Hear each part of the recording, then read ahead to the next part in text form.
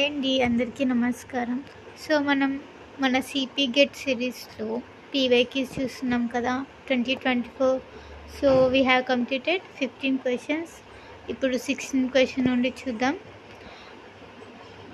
Cardinal utility analysis is based on the assumption that utility can be. So, ఏంటి cardinal utility అంటే మనకు already తెలుసు. వాళ్ళు ఏం చెప్తారు కార్డినల్ యూటిలిటీ ప్రకారం. So we can measure the utility అంటే ఏంటి, నాట్ మెజరబుల్ కాదు, మ్యాక్సిమం కాదు, మెజరబుల్ కాదు. Measurable and minimum. ఏంటి కార్డినల్ అంటే మెజర్ చేయగలం, లైక్ 2 యూటిల్స్ 3 యూటిల్స్ ఇలా నెంబర్స్లో మెజర్ చేయగలము అని. So when it is ordinal అంటే ఏంటి, వీ కెనాట్ మెజర్ ఇట్ కదా. లైక్ ఏంటి, అది మనం చెప్పగలం, ఫస్ట్ సెకండ్ మనం ప్రిఫరెన్స్ ఇవ్వగలం, ఫస్ట్ సెకండ్ థర్డ్ ర్యాంక్ అంటే ఎలా ఉంటుంది, ఫస్ట్ ర్యాంక్ సెకండ్ ర్యాంక్. అలాగే ఆర్డినల్ మనం ఇది ప్రిఫరెన్స్ ఇవ్వచ్చు, ఫస్ట్ సెకండ్ థర్డ్ అని. సో కార్డినల్ అంటే we can measure it. So then cardinal we can measure it. 17th question again cardinal utility గురించి. Cardinal utility is analysis assume that the marginal utility of money ఏమనుకుంటుంది. So money నుండి వచ్చే marginal utility మనకి ఏమంటుంది, increase కాదు, decrease, no change, constant. So కాన్స్టెంట్గా ఉంటుంది. So మనం ఈ అజంప్షన్స్ కూడా మనం గుర్తుపెట్టుకోవాలి, ఇది ఇంపార్టెంట్ అజంప్షన్ కాబట్టి. సో జనరల్గా మన యూటిలిటీ కాన్స్టెంట్ అని అనుకుంటాం. Simple question. When 2 goods are perfect substitutes of each other, the indifference curve is a straight line on which marginal rate of substitution remains. So perfect substitutes అంటే ఏంటిది, perfect substitutes. So we can substitute one good for the other, one good for the other good, like tea, coffee. Like take any 2 fruits. So if you want to eat a fruit, you can eat banana, either banana or apple, or else 2 brands of car. ఏదైనా 2 brands of car తీసుకున్నా, లేదా like that we can take any example. Like cool drinks వస్తే మనకి చాలామంది, so ad sales Thums Up, Sprite. So ఏం చేస్తాం, నార్మల్గా మనం ఏదో ఒక్క స్ప్రైట్ తీసుకుందామని వెళ్తే, ఫర్ ఎగ్జాంపుల్ అది లేకపోతే మనం we can adjust with Thums Up. ఎందుకు, so they have this utility of satisfaction, same, they can satisfy the same want of a cool drink, a want to drink cool drink. So ఏంటిది, we can substitute it. ఇది ఎలా ఉంటుందంట, ఇది దాని marginal utility ఏమవుతుంది. So it's indifference కర్వ్లో it's a straight line. So perfect substitute. So either we can consume thumbs up or sprite, కంప్లీట్గా ఏదో ఒకటి కన్జ్యూమ్ చేయొచ్చు. ఇలా ఉంటుంది సబ్స్టిట్యూట్ ఫుడ్ యొక్క ఇండిఫరెన్స్ కర్వ్.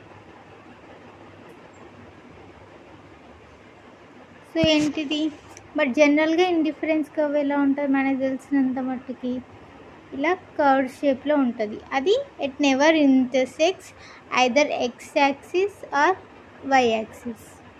సో ఇది మనం ఏంటి అజంప్షన్స్ కూడా మనం గుర్తుపెట్టుకోవాలి. ఏంటిది, higher level of indifference curves gives higher level of satisfaction, like 3, 2, 1. So 2 కన్నా ఎక్కువ, 1 కన్నా ఎక్కువ సాటిస్ఫాక్షన్ ఇస్తుంది, 2, 1 కన్నా ఎక్కువ ఇలా. And they never intersect x-axis or y-axis. Just like ఇలా ఇంటర్సెక్ట్ కాదు. ఎందుకు ఇంటర్సెక్ట్ అవుతే ఏంటిది? ఇక్కడ x-axis కాబట్టి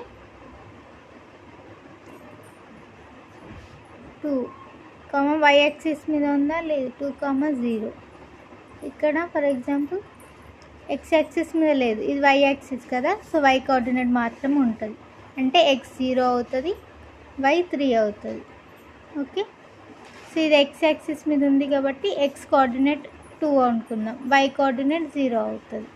సో ఏమవుతుంది అంటే మనం ఏదో ఒక గుడ్ లైక్ ఈ for example petrol and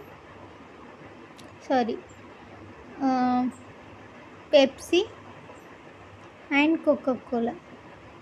so మనం పెప్సీని ఓన్లీ పెప్సీ తీసుకొని కోకోకోలా తీసుకుపోయినా మనకి ఎంత సాటిస్ఫాక్షన్ వస్తుందో, అలాగే ఇక్కడ ఓన్లీ కోకోకోలా తీసుకొని పెప్సీ తీసుకోపోయినా సేమ్ సాటిస్ఫాక్షన్ వస్తుంది.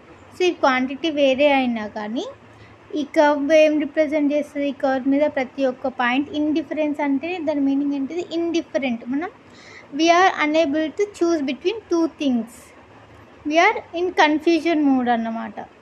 సో ఏంటిది? ఇది ఎంత ఇస్తుందో అది లేకపోయినా మనకు అంత సాటిస్ఫాక్షన్ వస్తుందని. కానీ ఇండిఫరెన్స్ కూడా జనరల్గా ఏంటిది? పర్ఫెక్ట్ సబ్స్టిట్యూట్కి ఇలా x-axis y-axis టచ్ చేస్తుంది.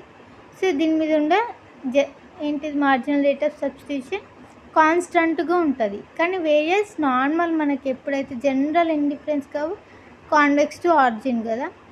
కాన్వెక్స్ టు ఆరిజిన్ వచ్చినప్పుడు x-axis y ఇదేంటిది?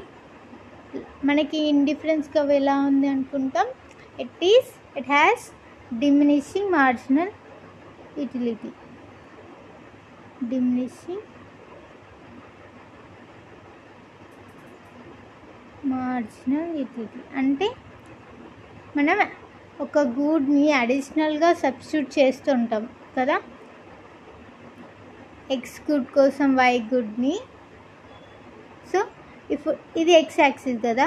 x-axis 1, 2, 3 ఆఫ్ మనం మ్యాంగోస్ తీసుకుంటే 1 యూనిట్ 2 యూనిట్ 3 యూనిట్స్ ఇట్లా తీసుకుంటే, ఇక్కడ బనానా తీసుకుంటే, so let me rub this.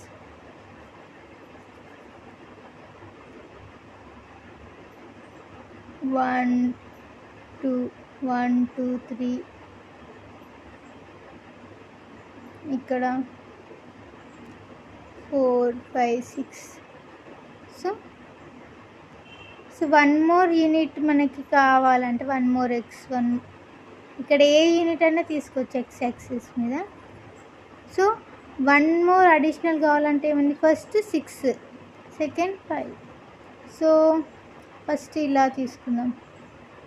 8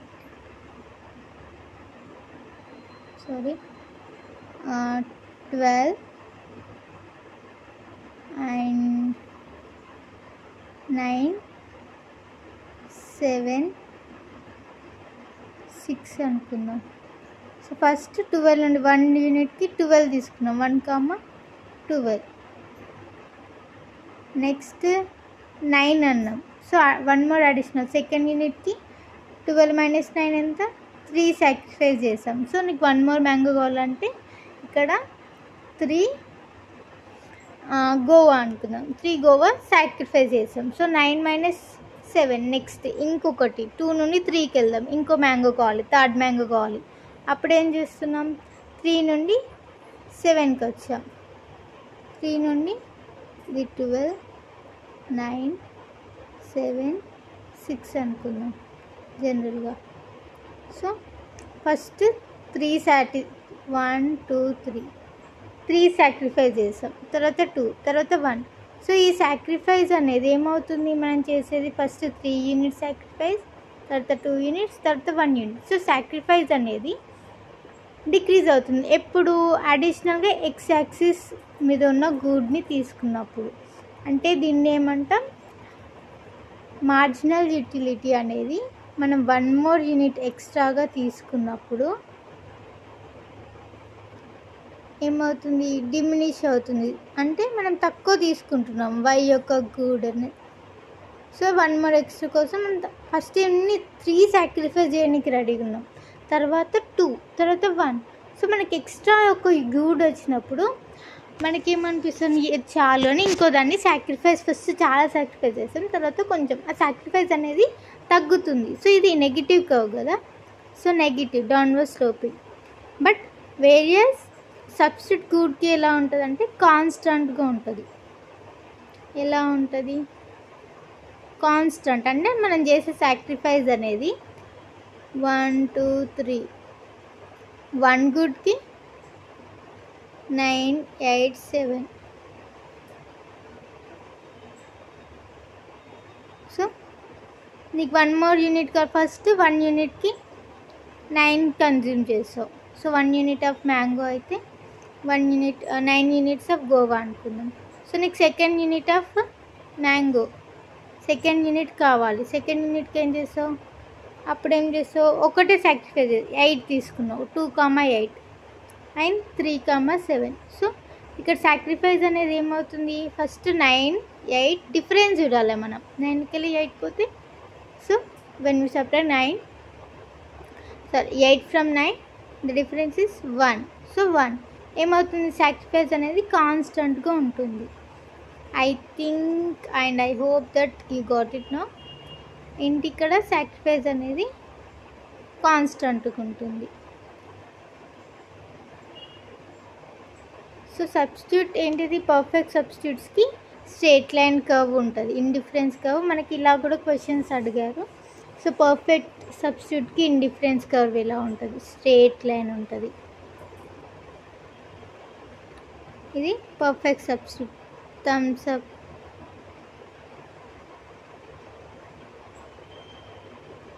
sorry, Thums Up spelling.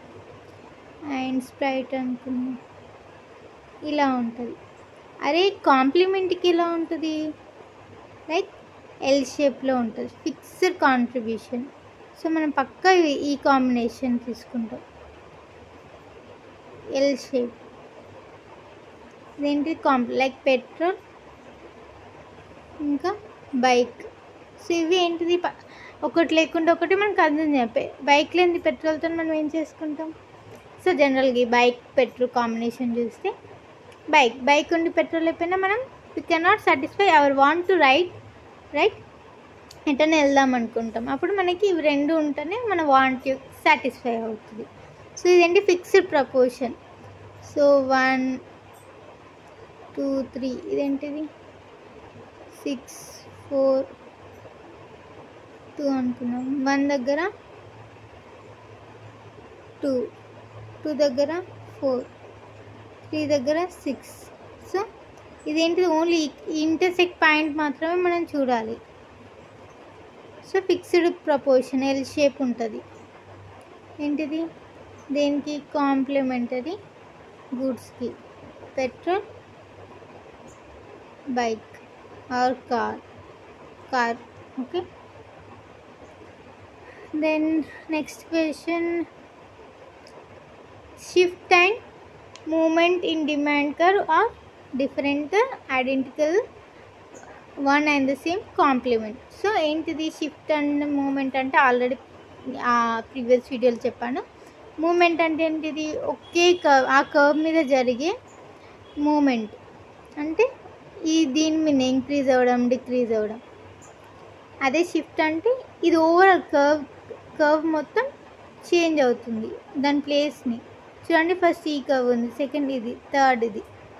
But ఇక్కడ ఏమైంది? ఇదే single curve, single demand curve, దీని మధ్యనే ప్రైస్ ఏమో, ఇది ప్రైస్ తీసుకుంటే ఫస్ట్ 10 రూపీస్ ఉంది, తర్వాత 9 అయింది అనుకోండి. సో ఇక్కడ 1 యూనిట్ 2 యూనిట్స్. సో 10 5 తీసుకుంటే 10 5 తీసుకుంటే 10 రూపీస్ 5 రూపీస్. ఇదేంటి? ప్రైస్, ఇది క్వాంటిటీ. ఏమైంది? ఫస్ట్ 1 తీసుకున్నాం, తర్వాత 2. సో 2 or 3 తీసుకున్నాం జనరల్గా. సో ఇక్కడ ఏమవుతుంది? ఇదేంటిది? ఓన్లీ క్వాంటిటీ ఉన్న ప్రైస్లో చేంజ్ వస్తే డిమాండ్ కర్వ్లో మూమెంట్ ఏమంటాం? మూమెంట్. షిఫ్ట్ అంటే ఓవరాల్గా షిఫ్ట్ అవ్వడం except quantity and demand. So quantity and demand, ఇక్కడ క్వాంటిటీ ఇక్కడ ప్రైస్ తీసుకున్నాం. ఈ ప్రైస్ క్వాంటిటీ అంటే ఎక్స్ యాక్సిస్ వై యాక్సిస్ మీద ఉన్న మనకి కనిపించే మెజర్మెంట్, కనిపించే యూనిట్ కాకుండా మిగతా ఎక్సెప్ట్ లైక్ ఇక్కడ ఏం లేదు, ఇన్కమ్ ఉంటుంది. ఇంటి క్వాంటిటీని డిటర్మిన్ చేసేది ఇన్కమ్, టేస్ట్, ప్రిఫరెన్స్. సో వీటి మధ్యలో చేంజ్ చేస్తే ఏమవుతుంది, కర్వ్ షిఫ్ట్ అవుతుంది. ఇంక్రీజ్ అయితే షిఫ్ట్, డిక్రీజ్ అయితే కిందికి. ఓకే, సో అవేంటి రెండు సేమా కాదు, so they are different. Then market demand curve అంటే ఏంటిది, సో ఇండివిజువల్ డిమాండ్ కర్వ్ ఉంటుంది కదా, ఇండివిజువల్ డిమాండ్ కర్వ్ ఏంటిది, ఏ పర్సన్ యొక్క డిమాండ్ కర్వ్, బి పర్సన్ యొక్క డిమాండ్ కర్వ్. సో ఇదేమవుతుంది, ఏ బిసి, ఇది మార్కెట్ అనుకోండి. సో ఇవన్నిటిని యాడ్ చేస్తే అవుతుంది సమ్మేషన్. ఇది డిమాండ్ కర్వ్, నెగిటివ్ స్లోప్ కదా. సో ఇవి హారిజంటల్ సమ్మేషన్. ఇది సో ఈ ప్రైస్ దగ్గర ఇవి రెండు మనం హారిజంటల్ తీసుకొని యాడ్ చేసి తీసుకొని వచ్చేది ఓవరాల్ డిమాండ్ కర్వ్. ఏంటిది, ఇండివిజువల్ డిమాండ్ కర్వ్ని ఏ పర్సన్ బి పర్సన్ చేసి ఓవరాల్గా మార్కెట్లో ఉన్నది వస్తుంది, దాన్ని ఏమంటాం. సో ఇండివిజువల్ డిమాండ్ కర్వ్స్ని సమ్మేషన్ చేస్తే వచ్చేది. So we're done with the 5 questions. ఇంకా మిగతా క్వశ్చన్స్ ఇంకో వీడియోలో చూద్దాం. Till now if you have any doubts please you can ask me in the comment box. I hope you'll have a good day. Thank you.